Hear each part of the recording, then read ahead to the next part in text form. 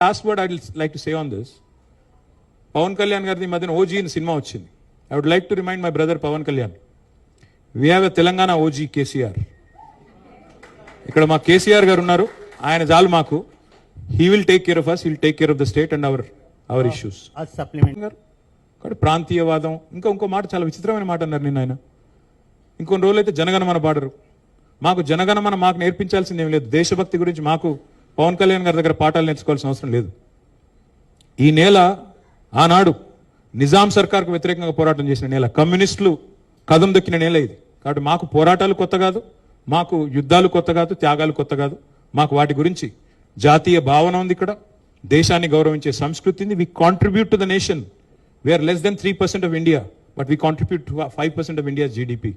So we don't need any kind of moral lectures or moral policing from వారు ఆంధ్రప్రదేశ్ ఉప ముఖ్యమంత్రిగా వారిని గౌరవిస్తాం. వారిని ఆంధ్రప్రదేశ్ ఉప ముఖ్యమంత్రిగా డెఫినెట్ గౌరవిస్తాం. ఒక కళాకారుడిగా, ఒక నటుడిగా అభిమానిస్తాం.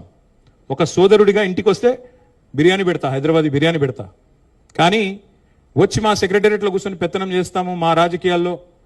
మరి ఇంకా మొన్ననే కదా వేరుపడ్డది. ఇంత కష్టపడి 60 ఏళ్ళు పోరాటం చేసి మొన్న వేరుపడ్డాం 2014లో.